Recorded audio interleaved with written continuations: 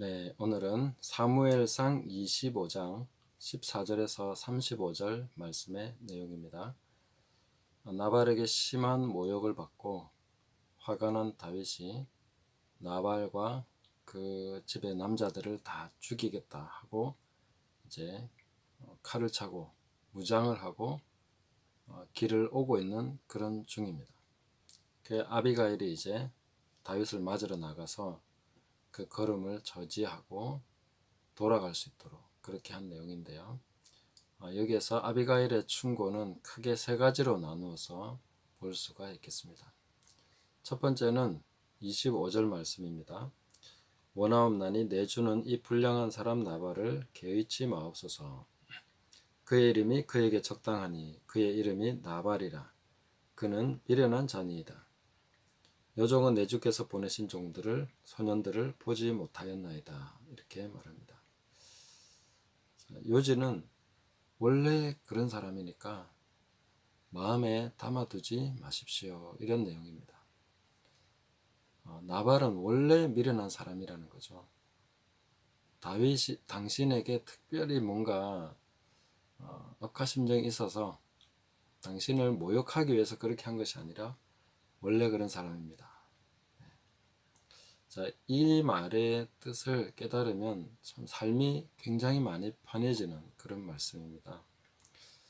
원래 그런 사람이라는 것을 알고는 기분 나쁠 일이 굉장히 줄어듭니다.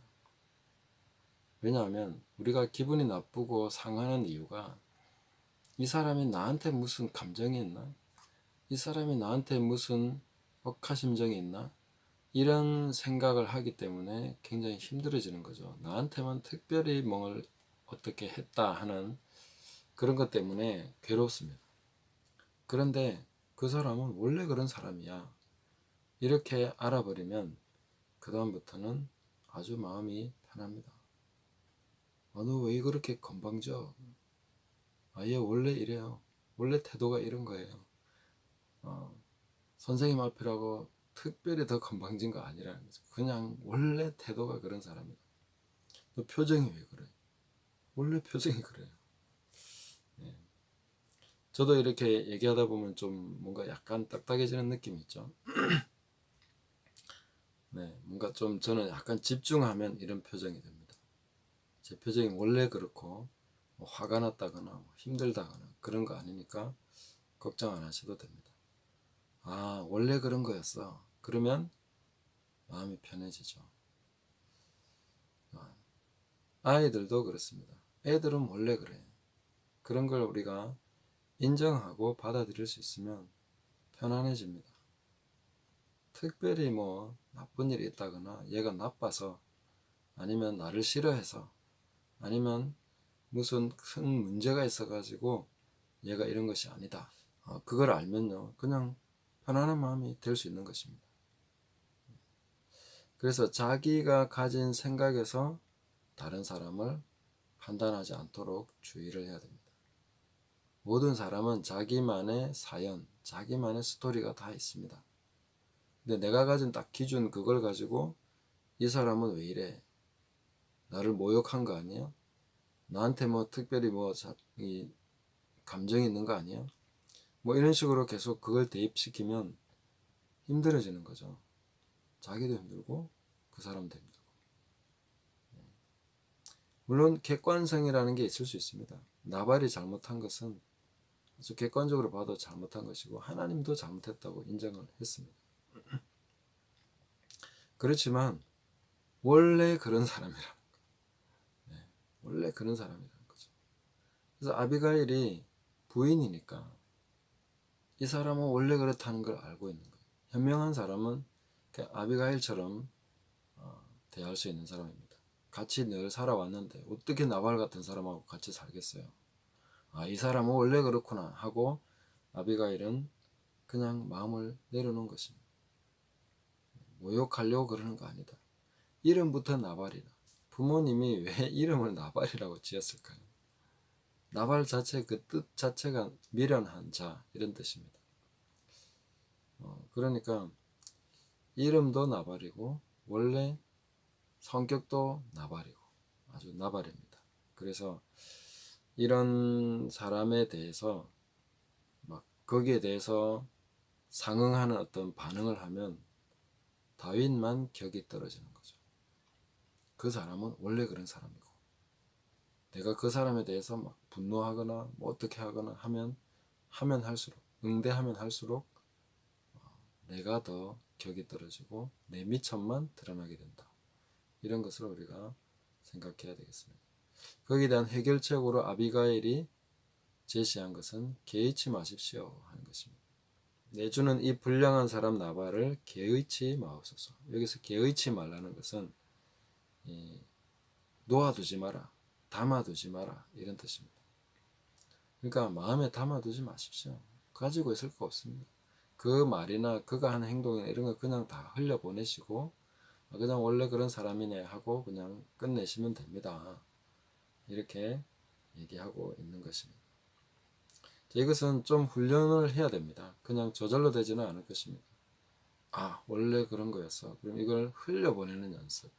자꾸 이걸 붙잡아 들려고 하지 말고 그걸 곱씹고 그 말을 다시 되뇌이고 되새김질 하지 마시고 그냥 원래 그런 사람이니까 하고 그냥 옆으로 던져버리는 거죠. 흘러가게 지나가게 놔두는 것입니다. 한쪽 귀로 듣고 한쪽 귀로 나가게 그냥 놔둬버리는 것이죠. 이거는 조금만 훈련하고 그러면 인생이 많이 편안해집니다. 현저하게 기분 나쁠 일이 많이 줄어들 수 있습니다. 그래서 이 사람은 특히 나한테만 이러는 게 아니라 나 아닌 모든 사람에게 다 그렇게 하는 사람이다. 그런데 내가 마음에 담아두고 나한테 뭐 있어? 아니면 내가 잘못한 거야? 그 사람이 잘못한 거야? 이런 거 계속 따지면 피곤할 뿐이고 그냥 힘들게 만드는 것밖에 안 됩니다. 그래서 이 아비가일의 충고를 우리가 마음에 잘 새기고 성령님이 주시는 음성이다 생각해야 됩니다. 왜냐하면 다윗의 이런 행동을 저지할 수 있었던 것은 성령님이 아비가일에게 지혜를 주신 것이기도 하기 때문에요. 그래서 이런 행동을 하지 않도록 하나님이 아비가일을 통해서 다윗을 도와주신 것입니다. 그래서 자책하지도 마시고 괴로워하지도 마시고 곱씹거나 되뇌이지 마시고 그냥 흘려보내는 연습. 원래 그런 사람이니까 나한테 특별한 의미를 주는 그런 것으로 받아들이지 않는 것. 이런 연습도 필요한 것이다. 이게 잘 되면 인생이 굉장히 수월해지고 편안해지는 그런 면들이 많이 생긴다. 마음의 여유도 생기고 관계도 오히려 좋아질 수 있습니다. 원래 그런 사람인데 그래 넌 원래 그렇지 이렇게 하고 받아주면 되는 것입니다. 친구들끼리 그러지 않습니까? 얘는 원래 이런 놈이야 하고 그냥 잘 지냅니다. 뭐 툭툭 던져 거칠게 말하고 그래도 친구는 원래 이런 놈이야 그러고 하고 넘어가는 거죠. 아무도 마음에 담아오지 않습니다. 그런 것처럼 우리 삶에 있어서 어떤 사람을 이렇게 잘 파악을 해서 그런 것이 나를 휘두르거나 내 마음에 어떤 쓴뿌리를 남기지 않도록 그런 연습, 훈련, 성령님이 도와주실 것입니다. 그런 것을 할 필요가 있다 하는 것을 기억하시면 좋겠습니다. 두 번째 볼 것은 26절입니다. 내 주여 여호와께서 살아계심을 두고 맹세하노니 내 주도 살아계시거니와 내 주의 손으로 피를 흘려 친히 보복하는 일을 여호와께서 막으셨으니. 이렇게 말하고 있습니다. 보복하는 것은 하나님의 소관입니다. 어떠한 경우에라도 내가 보복하지 않고 하나님께 맡기는 것을 철칙으로 해야 됩니다. 그렇지 않으면은 우리는 항상 실수할 수밖에 없고 오버할 수밖에 없습니다. 예수님께서는 오른밤을 치면은 왼편도 돌려대라 이렇게 말씀하시죠. 왜냐하면 하나님이 갚아주시기 때문에. 하나님이 갚아주시면 됩니다. 그것이 바로 원수의 머리에 숯불을 올려놓는 것이다. 이것은 신구약을 통틀어서 똑같은 원리로 말씀해주고 있습니다. 잠언에서 말씀하시고 로마서에서 말씀하시고 그렇습니다. 왜 사람이 보복하면 안 됩니까? 내가 직접 보복하면 안 되는 이유가 뭡니까? 왜냐하면 공정한 보복을 할 수가 없습니다. 이에는 이, 눈에는 눈, 상한 것은 상한 것으로 이렇게 해야 되는데 누구도 똑같이 그렇게 보복을 하지 못합니다. 정확하게 해주지 못한다는 것이죠. 이런 것이 직접 보복하지 말아야 되는 중요한 이유가 됩니다. 아이를 훈육할 때도 보복을 하느냐 훈육을 하느냐 이 경계선이 있습니다. 그러니까 아이한테 나를 힘들게 하고 나 화나게 했으니까 복수할 수 있습니다. 부모가 아이에게 복수를 하는 거죠. 직접 징계할 수 있습니다. 힘이 있으니까. 그런데 훈계는 약속에 의해서 하는 것입니다. 보복은 감정으로 하는 것이고요. 그럼 아이를 훈육하는 거하고 보복하는 거의 차이는 너가 이런 잘못을 하면 이 정도의 벌을 받게 될 거야. 미리 약속을 해주는 것입니다. 그리고 그런 일이 발생했을 때 너 이런 일을 이렇게 하면 이렇게 된다고 했지. 어느 정도인 것 같아. 그리고 이 부분에 대해서 정확하게 판결을 내린 다음에 거기에 알맞는 징벌을 해주는 것입니다. 그 아이는 힘들지만 잘 받아들입니다. 그리고 자기 잘못을 돌아보게 되고 그렇게 억울함이 남지 않는 것이죠. 깨끗하게 풀리고 끝납니다. 그런데 보복을 하게 되면 뭔가 찌꺼기가 남습니다. 오버했기 때문에, 복수를 했기 때문에. 이것은 복수는 복수를 낳습니다. 공정치 못한 것에 대해서는 하나님이 갚아주십니다. 억울함의 눈물, 그죠? 이 삭슬 받지 못한 자의 눈물들, 부르짖음들, 핏소리 이런 거 다 하나님이 들으시고 갚아주시는 것이죠.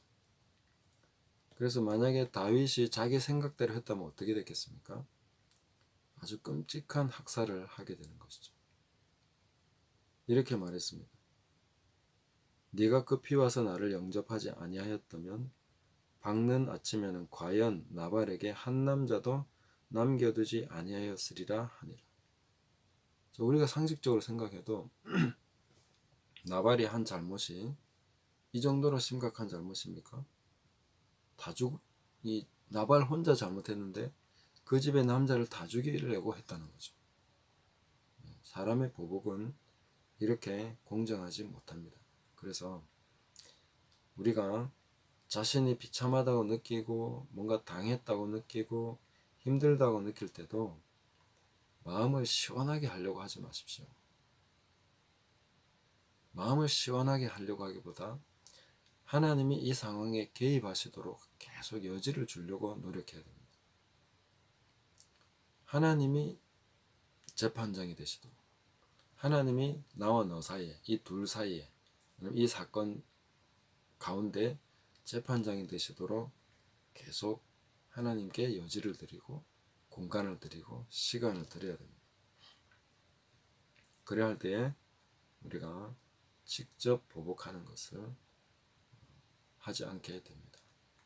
내가 직접 보복하면 백발백중 오버하거나 잘못된 그런 결과를 낳게 됩니다. 세 번째로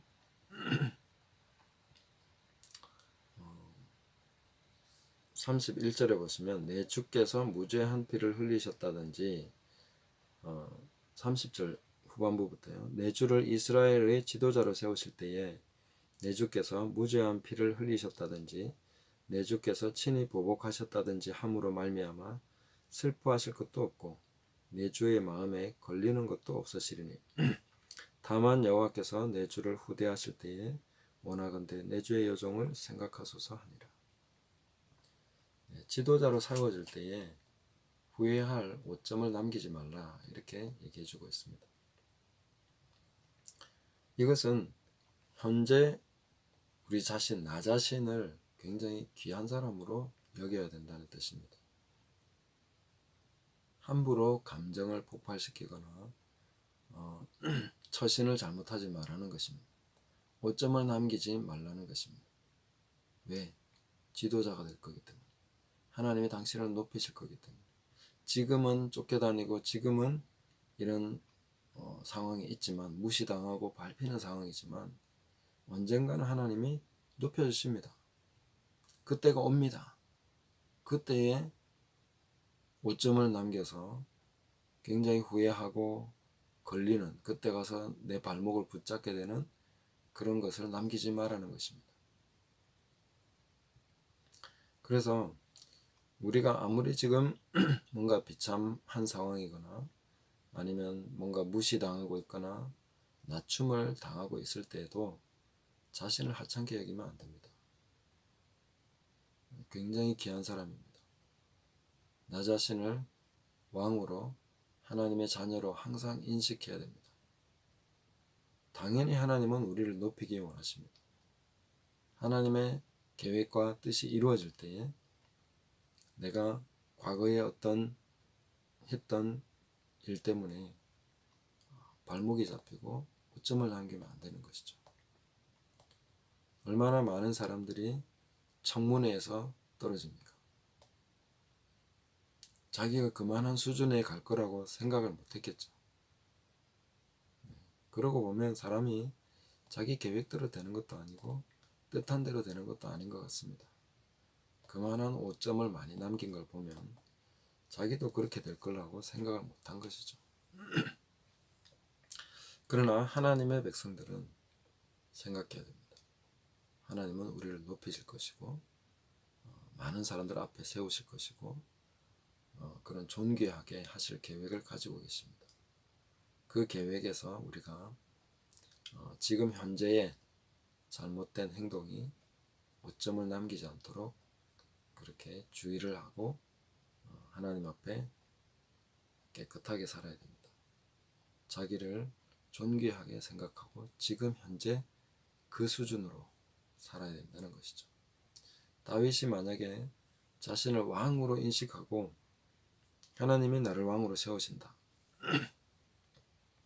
이것을 정확하게 붙들고 있었다면 이런 식으로 건달처럼 마음먹지는 않았겠죠. 그래서 그걸 아비가일이 깨우쳐 주는 것입니다. 당신은 지도자로 세워질 사람입니다. 백성들을 이런 식으로 학살한 것에 오점을 남겨서 나중에 왕으로 세워질 때 어떻게 하실랍니까? 하고 어떻게 보면 아주 따끔하게 얘기를 한 내용이 되겠습니다. 돌려 얘기하시지만요. 그래서 이런 것을 우리도 늘 생각하고 하나님의 자녀다운 모습, 내가 지금 지켜야 할 어떤 수준, 이것은 현재 수준이 아니라 앞으로 하나님이 나를 최상으로 올리셨을 때에 그 수준에 맞게 세팅을 해줘야 됩니다. 그 수준의 레벨을 맞춰가지고 지금 현재를 살아야 된다는 것이죠. 그럴 때에 우리가 올바르게 오점을 남기지 않고 살아갈 수 있다 하는 것을 생각하게 되는 것입니다. 우리는 지금 현재 어떤 마음으로 살아가고 있습니까? 자꾸 지금만 보시고 있지 않습니까? 앞으로 하나님은 우리를 크게 또 존귀하게 많은 사람들 앞에서 세우시기도 할 것이고 그렇게 사용하기도 하실 것입니다. 제가 지금 이렇게 유튜브를 하고 있는데 지금은 저를 아는 사람만 이렇게 하겠죠. 그런데 나중에 어떻게 될지 모르는 거죠. 아마 더 많은 사람들이 보게 될 것이고 그런 것에 대해서 내가 전혀 생각하지 않고 있으면 안 되는 것이죠. 지금부터 그런 어떤 레벨을 잘 생각하면서 이렇게 말과 모든 것에 대해서 조율을 해야 되겠죠. 그래서 아비가일의 세 가지 충고 우리가 잘 기억하시면서 오늘도 주의 은혜로 승리하는 하루 되시기를 예수님의 이름으로 축복합니다. 하나님 감사합니다. 성령님이 아비가일처럼 우리에게 가르쳐 주시고 우리의 잘못을 돌이킬 수 있게 하시고 우리의 수준을 깨달을 수 있게 하시며 하나님의 계획 가운데 갈 수 있도록 도우실 것을 믿습니다. 오늘 하루도 주의 은혜로 승리케 하시고 또 하나님과 함께 동행하는 복된 날이 되게 하여 주옵소서. 예수님의 이름으로 기도드립니다. 아멘.